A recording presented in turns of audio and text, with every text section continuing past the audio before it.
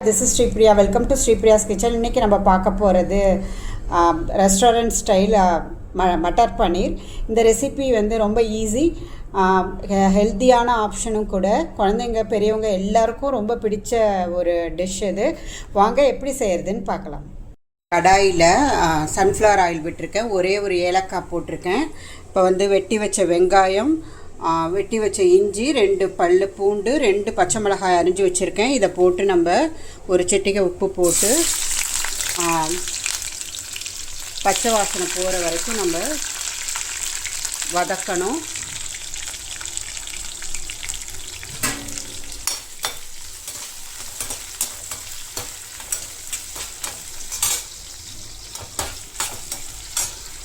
வெங்காயத்தோட ராஸ்மெல் போயிடுச்சு. வெங்காயம், பச்சை மிளகாய், இஞ்சி, பூண்டு. இப்போ நான் வந்து 2 பெங்களூர் தக்காளி அரிஞ்சு போட்டிருக்கேன். ஒரு கைப்பிடி முந்திரி போட்டிருக்கேன். இதை கொஞ்சம் உப்பு சேர்த்து நல்ல தக்காளியோட பச்சை வாசனை போகணும், நல்லா மசிஞ்சு வர வரைக்கும் நம்ம வதக்கணும். நல்லா தக்காளி மசிஞ்சிடுச்சு. இப்போ எல்லாத்தோட ராஸ்மெல்லும் போயிடுச்சு. பிளேட்டில் கொட்டி இது நல்லா ஆறினோன்னே மிக்சியில் போட்டு நல்லா மைய அரைச்சிட்டு வந்துடலாம். நம்ம வதக்கி ஆற வச்சதை மிக்சியில் போட்டு நல்லா நைஸ் பேஸ்ட்டாக அரைச்சி எடுத்துக்கலாம்.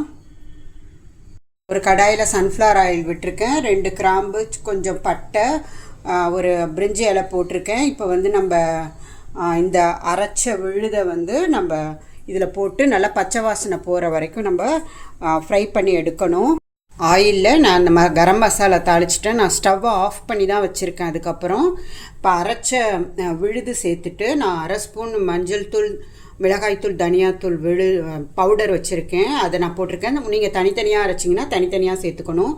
நான் வந்து ஒரு 1/2 ஸ்பூன் காஷ்மீரி மிளகாய்த்தூள் சேர்த்துருக்கேன். இது வந்து பன்னீர் மசாலா, ஷாஹி பன்னீர் மசாலா தூள் சேர்த்துருக்கேன். அது இல்லைன்னா நீங்கள் கரம் மசாலாவோ சிக்கன் மசாலாவோ சேர்த்துக்கோங்க.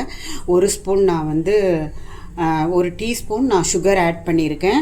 இனிமேல் நம்ம ஸ்டவ்வை ஆன் பண்ணி சிம்மில் வச்சு எண்ணெய் பிரிஞ்சு வர அளவுக்கு நம்ம குக் பண்ணணும். ஆயிலே இந்த மாதிரி மிக்ஸ் பண்ணி ஒன்று. இப்போ தான் நான் ஸ்டவ் ஆன் பண்ணியிருக்கேன். ஏன் முதல்ல நான் ஸ்டவ்வை ஆன் பண்ணலைன்னா, நம்ம ஹாட் ஆயிலில் இந்த அரைச்ச விழுதை போட்டோன்னா அது அடியில் ஒட்டிக்கும். அதனால தான் நான் வந்து கரம் மசாலா தாளித்த உடனே நான் ஸ்டவ்வை ஆஃப் பண்ணிவிடுவேன். அதுக்கப்புறம் தான் இந்த இதெல்லாம் மிக்சியில் போட்டு அரைச்சிட்டு ஆட் பண்ணிட்டு ஒன்றா எல்லா இன்க்ரீடியன்ஸும் சேர்ந்த பிறகு தான் நான் வந்து ஸ்டவ் ஆன் பண்ணுவேன். ஸோ நமக்கு வந்து அடி பிடிக்காது. இது ஒரு டிப்பு. நிறைய பேருக்கு தெரிஞ்சிருக்கும், சில பேருக்கு தெரியாது. தெரியாதவங்களுக்கு இந்த டிப்பு. இப்போ நான் அது ஸ்டவ்வை வந்து சிம் பண்ணுறேன். நல்லா நம்ம கை விடாமல் நம்ம இதை கிளறி விட்டுக்கிட்டே இருக்கணும். அப்போ தான் அடி பிடிக்காமல் இருக்கும். ஏன்னா நம்ம முந்திரி பருப்பு சேர்த்துருக்கோம் இல்லையா, அதனால் அடி பிடிக்கும்.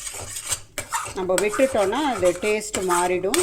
ஸோ கண்டினியூவஸாக நம்ம கிளறி விட்டு தான் குக் பண்ணணும்.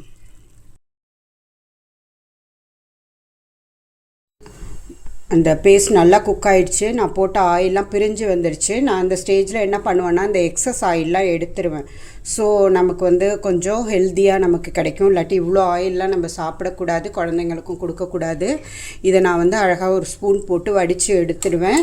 நான் ஒரு பாத்திரத்தில் வெந்நீரை சுட வைக்கிறேன். அந்த டயத்தில் வந்து இந்த ஆயிலை எடுத்துகிட்டு இந்த வாட்டரை நம்ம ஆட் பண்ணிக்கலாம். இந்த அளவுக்கு நான் ஆயில் எடுத்துட்டேன். இப்போ இந்த ஸ்டேஜில் இந்த ஹாட் வாட்டரை ஆட் பண்ணலாம். ஹாட் வாட்டருக்கு நான் ஹை ஃப்ளேமில் வச்சுருக்கேன். இப்போ நான் வந்து கொஞ்சம் புதுசாக இந்த பச்சை பட்டாணியை வாங்கி உரித்து வச்சுருக்கேன், ஃப்ரெஷ் இது. இதை ஆட் பண்ணி ஒரு 5 மினிட்ஸ் நம்ம தேவையான அளவு சால்ட் சேர்த்து 5 மினிட்ஸ் நம்ம இதை குக் பண்ணலாம். 5 மினிட்ஸ்லேயே இது பச்சை பட்டாணி வெந்துடும்.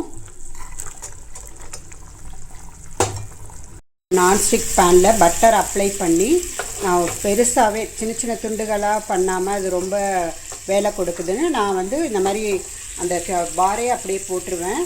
இதை வந்து நான் சிம்மில் வச்சுருக்கேன், பட்டர் அப்ளை பண்ணியிருக்கேன். நம்ம திருப்பி போட்டு குக் பண்ணலாம். அது இப்போ ஒரு சைடு பொன்னிறமானோன்னு நம்ம திருப்பி விடலாம். அடிப்பகுதி பொன்னிறமாகிடுச்சு. கொஞ்சம் நேரம் ஆனோடனே நம்ம ரொம்ப பொன்னிறமாகணும்னு அவசியம் இல்லை. கொஞ்சம் சாஃப்டாக இருந்தாலே நல்லாயிருக்கும். அதனால் நம்ம திருப்பி போடலாம். கோல்டன் ப்ரௌன் கலர் இருக்கிறப்பே நான் வந்து திருப்பி போட்டேன். ஏன்னா ரொம்ப சுவ்வியாக இருக்கும், சாஃப்ட்னஸ் போயிடணும் நம்ம ரொம்ப ஃப்ரை பண்ணோன்னா. இதே மாதிரி நம்ம ஸ்டேஜ்லேயே நம்ம கொஞ்சம் நேரம் குக் பண்ணி எடுக்கலாம். இதை வந்து ஹார்டாகாமல் இருக்கிறதுக்கு இது மேலே கொஞ்சம் வாட்டர் விட்டு கட் பண்ணி வாட்டர் போட்டு வச்சுட்டோம்னா அந்த சாஃப்ட்னஸ் வந்து போகாது, பன்னீரோட சாஃப்ட்னஸ் போகாது. நம்ம அப்படியே ஃப்ரை பண்ணி அப்படியே வச்சுட்டோம் அப்படின்னா ஹார்டாக இருக்கும். நம்ம இந்த மாதிரி குக் பண்ண பிறகு இதிலே நான் வந்து வாட்டர் விட்டு வச்சுடுவேன். ஸோ இது கொஞ்சம் ஆறினோன்னே நம்ம க்யூப்ஸாக போட்டு எடுத்துக்கலாம். நான்ஸ்டிக்கில் பண்ணால் தான் இது ஒட்டாமல் வரும். வேறு எந்த ட்ரைப்பில் இதிலெல்லாம் நம்ம வந்து பன்னீரை போய் நம்ம ஃப்ரை பண்ணோன்னா அடியில் ஒட்டிக்கும். ஸோ நான் வந்து பன்னீரை ஃப்ரை பண்ணுறதுக்கு நான் நான்ஸ்டிக் பேன் தான் யூஸ் பண்ணுவேன். உங்களுக்கு எப்படி பிடிக்குதோ அந்த மாதிரி பண்ணுவேன். ஃப்ரை பண்ணியாச்சு. நான் இப்போ இதிலே வாட்டர் விட்டு வச்சுருக்கேன்.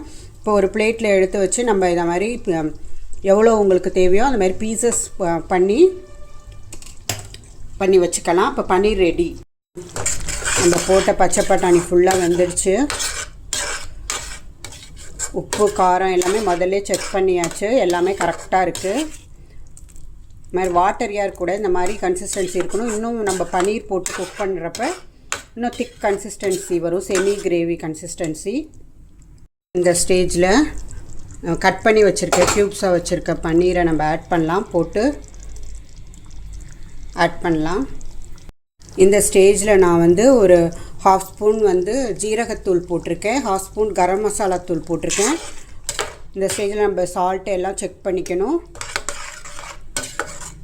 போட்டு மிக்ஸ் பண்ணி விடலாம்.